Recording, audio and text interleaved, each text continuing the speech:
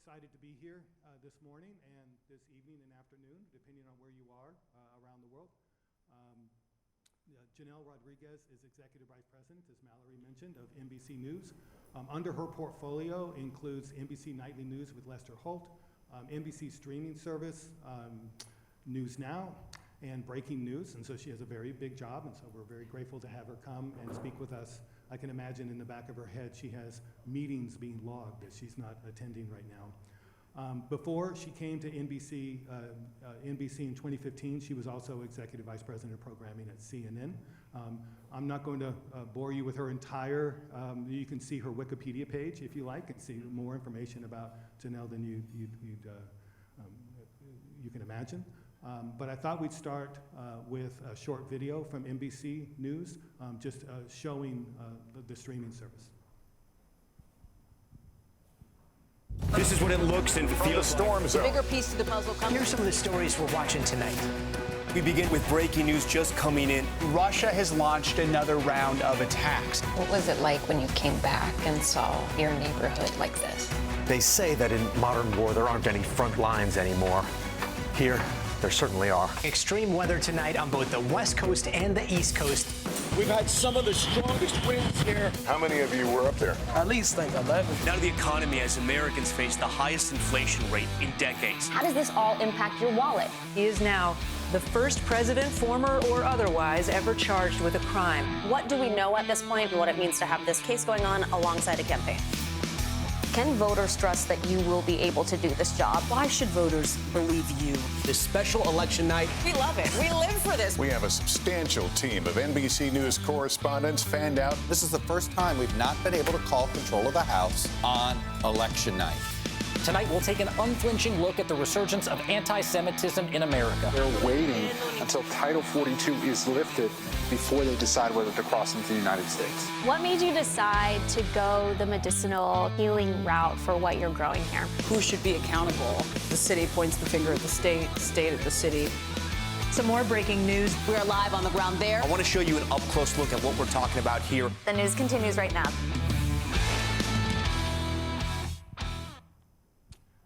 Wow, that's amazing. That's a really interesting video. Welcome, Janelle. Thank you so much. Thanks for having me. Oh, wow. Okay, so there we are. And now we get to see one another on the screen in front of us, which is not going to be disorienting at all.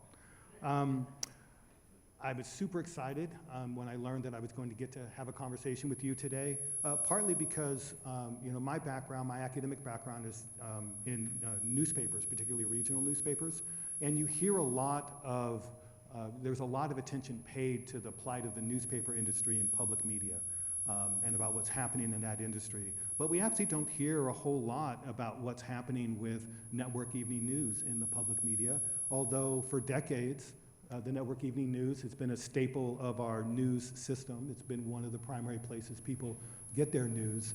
And in fact, my understanding is that NBC Nightly News with Lester Holt is celebrating its 75th anniversary. That's how long that news program's been around. Yet we don't hear a whole lot about it. And so I thought, just as a kind of icebreaker question, maybe you could give us your sense of the lay of the land in network TV news industry today. You know, what are the challenges facing this industry? What are the opportunities facing this industry? What is the state of play in this industry today? Yeah, first of all, thank you for having me. It's an incredible honor. I'm not sure, is the mic working? Is the mic working? There you go. There we go. We good? Okay, so first of all, thank you again for having me. It's an incredible honor to be here with you guys at this incredible conference. It's a big question, right? The state of network news and the business. Is the mic back out again? Is it working? No? Do we need to switch? All right, we'll switch. Technical difficulties. The first thing you learn about doing live news is you got to keep going. And don't ever fumble. But to your question, so I want to say again, thank you. Make sure everybody can hear me. It's an incredible honor to be here with you guys today. There's a lot of big questions, right, facing not just network news, but journalism in general, and I'm really excited to be able to jump into all of those topics with you. To me, there's like two fundamental existential questions facing all of us. One is the question of journalism, how we do our journalism, and what the resources are to be focused on quality, reliable, trustworthy journalism, whether it's here in the United States or other places in the world. And then there are these questions of distribution, right? It used to be you'd have the 3 big networks, your strong local newspaper system, and that's where a majority of Americans got their news, was either from the 3 networks or from their local newspapers. We've seen, as you referenced, right, a lot of local newspapers being decimated and going under, which leaves a vacuum on that level, and that's where the national networks bear, I think, a larger responsibility. But in terms of the journalism, let's start there, and I think, you know, for the purpose of this conference and the purposes of what we do, that is what we wake up thinking about every day. We're talking about like our morning editorial meetings and where we focus first thing in the morning. The journalism has got to be at the heart of everything, and so that's where we focus. We're lucky enough that we have reporters across the country, around the globe, literally every single day to do that frontline, firsthand reporting. You've got to be on the ground to be able to do that kind of journalism. But then there are the questions of distribution. As you mentioned, Nightly News is about to celebrate our 75th year on the air. We have these incredible, iconic brands like The Today Show, like Nightly News, Meet the Press, and literally millions of people are still tuning in every single day, both in the morning for the Today Show and in the evening for Nightly News to watch. But you know that people are now really changing their habits. There are so many different ways to access news and information beyond the 3 networks. And so it's critical for us, and that's what we've placed a high priority on, to make sure that we're distributing that journalism everywhere that our audience is. It started, we have a robust digital operation at NBCnews.com, but we had also launched 6 years ago a digital-only program called Stay Tuned that's really focused on reaching younger viewers where they are, and that was on Snapchat. And from there, we launched our streaming network, NBC News Now, about 4 years ago, where we've seen just exponential growth. Absolutely, and so as you think about the streaming service, my understanding is that that's been one of the highest growing in terms of audience for NBC News over the last several years. As you were in those initial conversations about the streaming service, I'm wondering, you know, what was the case for streaming news? What was the business case? What was the journalistic case? How do you create value, economic value out of streaming news? Yeah, I mean, in terms of why did we do it to begin with? Part of it is, you know, just seeing where the audiences are and knowing that we had to step into that space to reach people. Both, you know, it starts with the cord nevers, the cord cutters. So we started there, right? Let's get into the space. It wasn't a focus on how do we make money potentially in this area, but really about we're already doing a ton of journalism every day. How do we get that out there to the audiences? What we found very quickly is that there is a massive audience out there who I think there's a misconception, particularly when it comes to young people, that young people aren't as interested in the news, and that is simply not true, and we find that every step of the way, which is if you are able to bring that premium high-level journalism to where people are consuming it, the demand is as high as ever. It's just really about being where the audience is. And so is it a model of scarcity? If the audience is online, and you started to meet them online, did the audience for the nightly news begin to dip because of that? Or is it more of an abundance model where the more news people consume, the more news they consume? I think it's the latter. The more they consume, the more they consume. So as a separate matter, I'll just take nightly news, for example, with Lester Holt. So nightly airs across all of our NBC affiliates at 6:30 Eastern every night, sometimes 7 o'clock, depending on the market that you're in. And if you're 20-something years old, there may be no amount of marketing or great journalism that we're going to do to get somebody to sit down and watch nightly news at a certain time on the network, right? but there are still millions of people who do that, but there's a certain amount of the audience that they're just not going to come there. This is separate from our streaming platform. Several years ago, we started putting nightly on YouTube to see what the audience demand was there. We're getting about 1 million viewers a day for nightly just on YouTube. And that audience, it's not that we're cannibalizing the network audience. That audience that's watching nightly news on YouTube, they're just not going to be watching on the network. So it's the more is more model. And so in terms of, I assume that the streaming services and the YouTube service is still an advertising-supported service.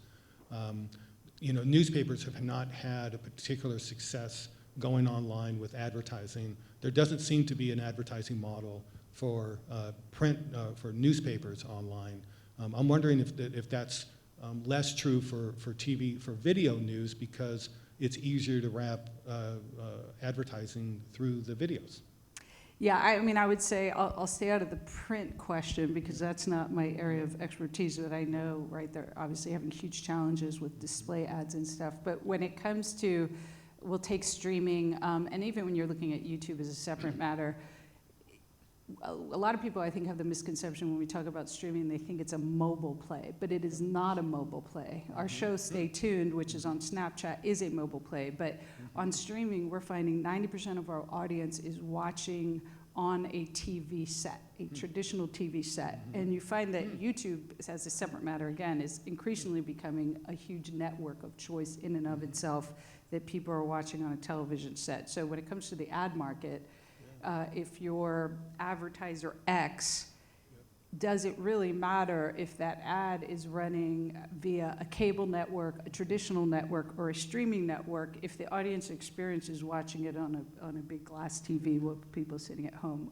watching it? So it's just a completely different dynamic around ad-supported. And then as it relates to ad-supported versus subscription models, for us, and I think this is really a question that is bigger and plays into these questions of democracy and civil society.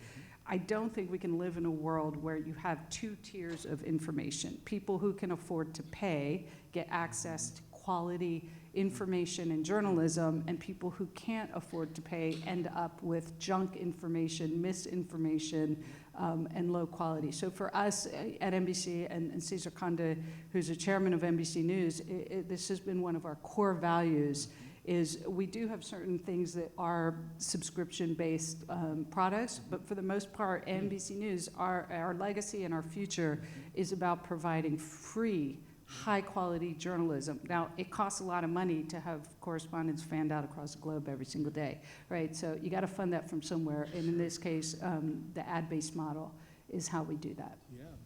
So that's really striking to me, because in the newspaper world, that's not true. In the newspaper world, they're all going behind the paywall, right? And yep. again, this gets back to the question of who gets access to high-quality journalism. Is it going to be a world of haves or have-nots? And while, you know, the purists in us as journalists are like, well, we don't want anything to do with the business of this. It does cost money to fund all of these things. So either you're going to go behind a paywall, or you're talking about an ad-supported model.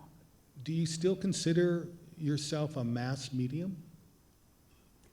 I mean, it depends how you define mass medium, but literally we're servicing tens of millions of people a day are accessing what we do. So I ask that because it sounds like you're still committed to the idea of providing free news to any consumer who is interested in the news. Absolutely. And the newspaper folks, they don't have that. I mean, you could say they don't have that luxury, right? That the advertising just isn't there anymore for them. And so, I mean, even the New York Times makes more money through subscriptions than it does through advertising now. I wonder, well, it's two different kinds of questions. We were talking backstage about having to reorganize the journalists working for NBC News to take best advantage of this new model where what they report will be distributed across multiple platforms. And in the past, they were more relatively siloed to different shows. And I wonder if you could speak for just a second about any new training, or how did you talk to the reporters and convince them that this was the best path forward? It actually didn't take a ton of convincing, but you're right. I mean, if you rewind even, let's say, 10 years ago, at most networks, the correspondents, they would be focused on the morning show or the evening show, and that was the premium play for them. And then, you know, we have multiple networks, right? Just at NBC alone, in addition to streaming and Today Show and Nightly, we have MSNBC, we have CNBC, we have Telemundo, and we have a print operation. So at any given moment, we're up across multiple networks, live feeding out, in addition to our text operation, which happens through NBCnews.com.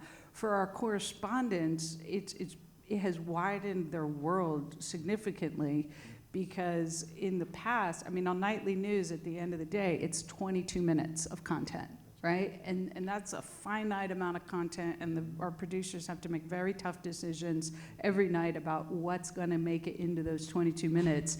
And it used to be that if you didn't get into the evening show, right, your work for the day just kind of fell by the wayside. Now they have so many different platforms to be able to tell their stories, and beyond just the different ways they can get their stories out to the world. Having streaming and these other mediums allows them to experiment with format and length and the way they tell their stories. So for the correspondents, sometimes I can tell you, I mean, they will have brutal days where they're up at 5 in the morning and they're working through, you know, I'm talking Eastern time right now, 9 o'clock Eastern. If they're in Ukraine, they would have been up all day long, local time in Ukraine, and then they have to be up for the entire day and evening right on the East Coast. So it can be incredibly grueling days for them at times, but usually when that happens, it means they're in the middle of the biggest story out there, and so they get the adrenaline that comes along with that. Yeah, so it's not daily that they're going to have that kind of grind, but it's not unusual for them when they're in the midst of a big story to have to be reporting almost 24/7. That's right, and so I think, you know, for those going into journalism who think, well, I want to be a TV journalist, and think about the glitz and the glamour of having the cameras on. The glitz and the glamour part is about 0.1%. Most of what they do, it's incredibly hard work, and very long days. And so you've obviously been successful in growing your audience in streaming. I wonder what lessons you've learned along the way, and in particular, if anything surprised you as you went on this venture, because it's relatively new to do this kind of thing. What kinds of lessons did you learn, and what kinds of surprises came upon you? Yeah, I mean, when we first started, I literally was, you know, asked, hey, we have a pilot program. Can you try and figure out what our streaming strategy is going to be? I mean, it was so early days for us that it just was a blank slate. And there was a couple of things as I really dug into looking around the landscape of what was out there, what the potentials were. You know, there were other people who were dabbling in this, certainly, but what was the right space for NBC News? And a couple of things that I took away was, number one, we have to play to our core strengths. We cannot try to be something else or a little bit of everything to everybody. And our core strength is really, A, the journalism, and the fact that we do have journalists around the country and around the globe on any given day. They can follow all of the stories, both big and small, in various communities. And number two is our ability to be live. YouTube cannot be live in that sense. Netflix cannot be live. You have a lot of like news organizations that post clips and stuff, but the ability to be live, I think, is particularly, there's a strong audience demand for it when it comes to news and sports, right? When we look at the broader cannibalization of the media landscape, right? A lot of it is about the on-demand access to content. Where does it matter to be live still? And I think news and sports are unique in that space. So that's where we started as a strategic point of view. The thing that surprised me, I was surprised that most of the viewing was on a television set. I did not think it would be that high. And I was also surprised at some point. We do have a significantly younger audience than our broadcast and cable networks on our streaming, which is not a big surprise. But one thing I was surprised about at a certain point, especially as we grew our audience significantly, there's also a big segment of the population that is 60 plus.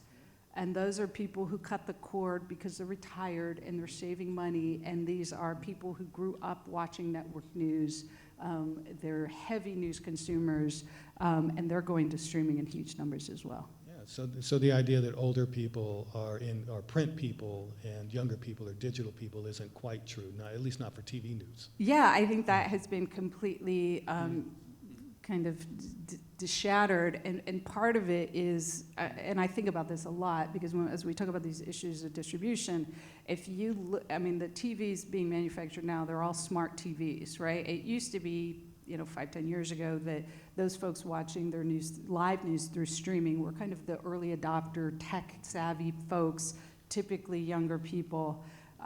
But now with the smart TVs, it's one button, and I think we talk about, as news executives, we talk a lot about cable versus broadcast versus streaming, because there are huge business implications to that, of course.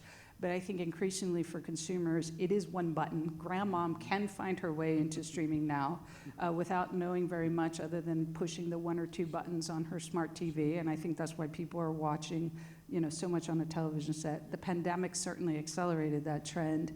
And so the access point is just, the barrier for entry is very low now.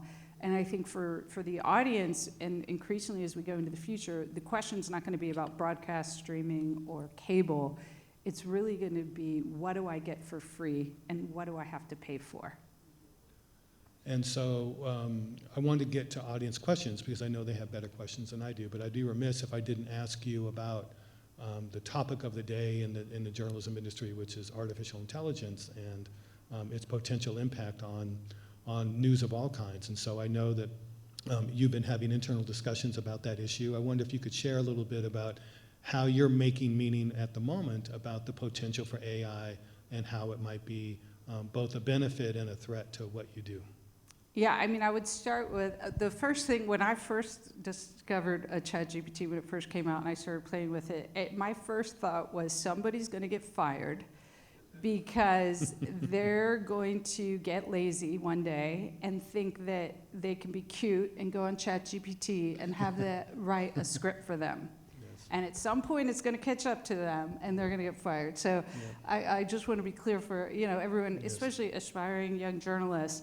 Plagiarism's plagiarism's plagiarism. Mm-hmm. Whether you took it from the New York Times and passed it off on your own, or you had ChatGPT write it for you, if you then go present that as your work, that is plagiarism, right? Yeah. So that was like kind of the first line of like, where can this get people into trouble? And I think it's using it as a shortcut.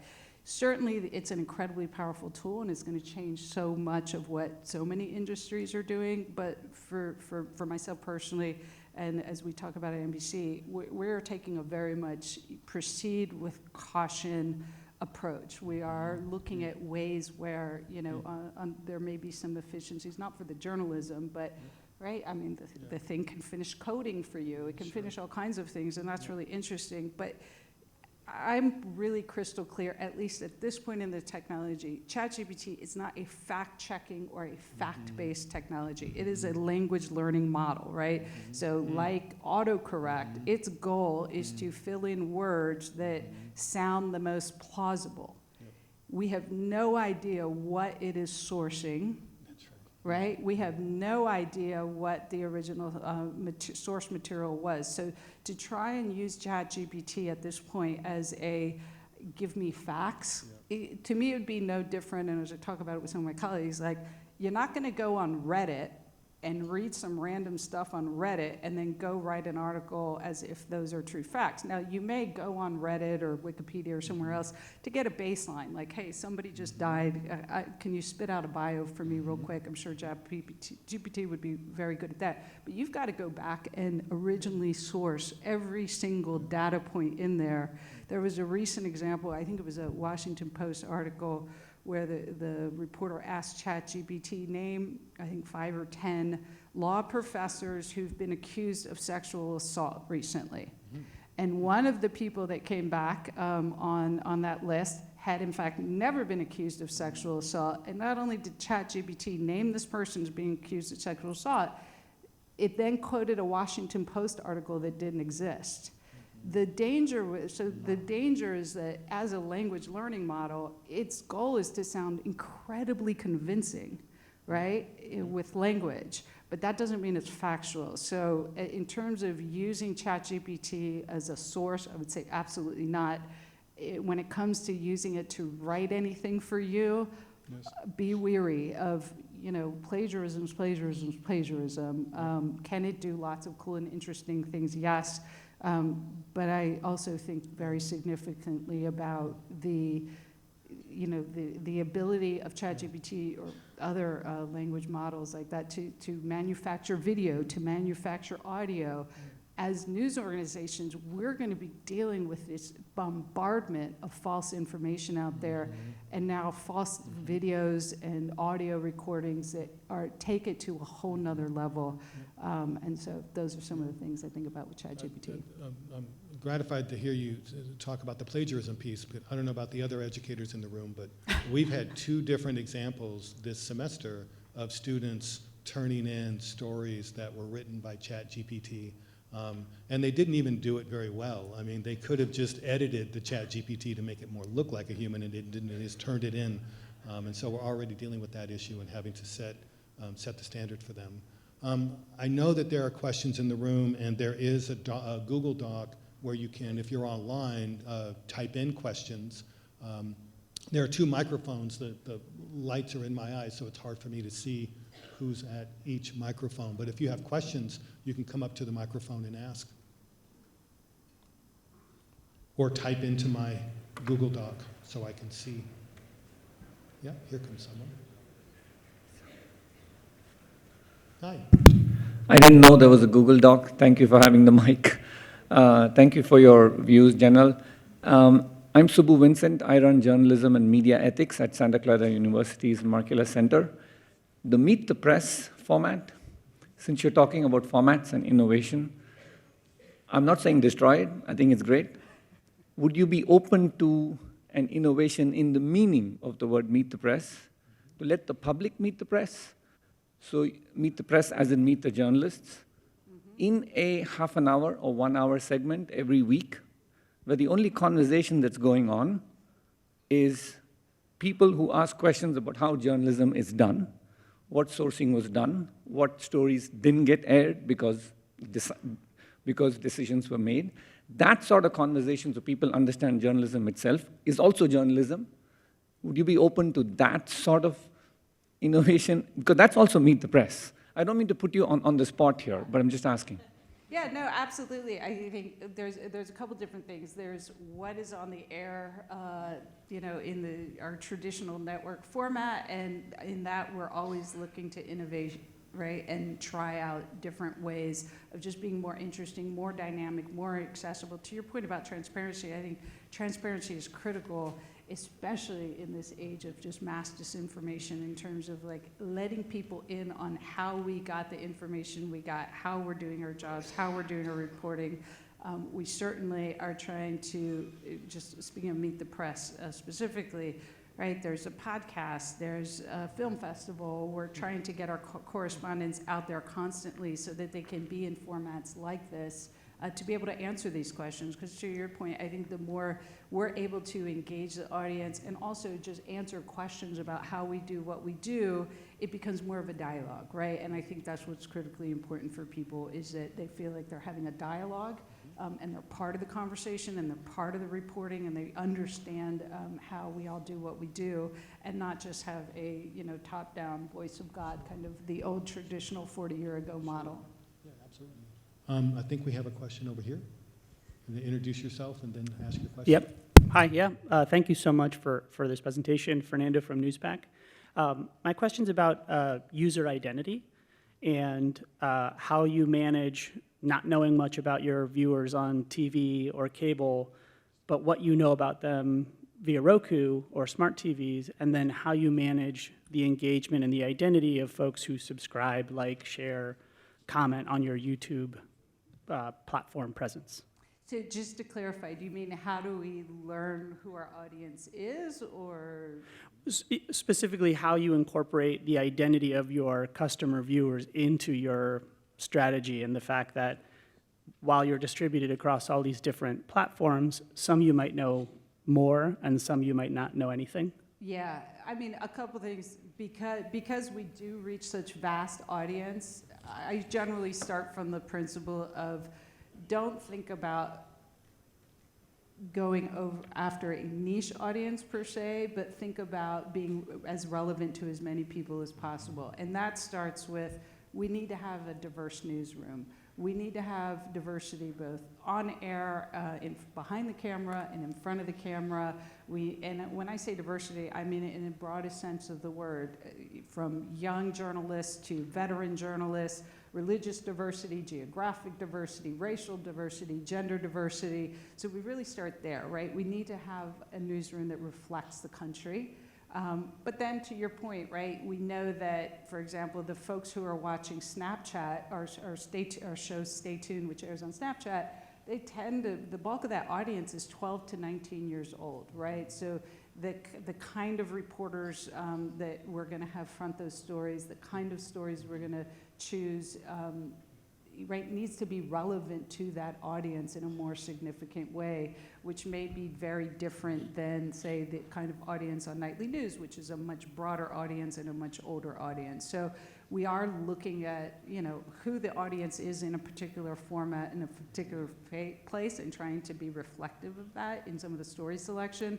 But I would say in general, the core value is you've got to have a diverse newsroom. And that way you're able to think about what are the relevant topics and issues in different communities in a way that's both organic and relevant. Thank you. Thank you.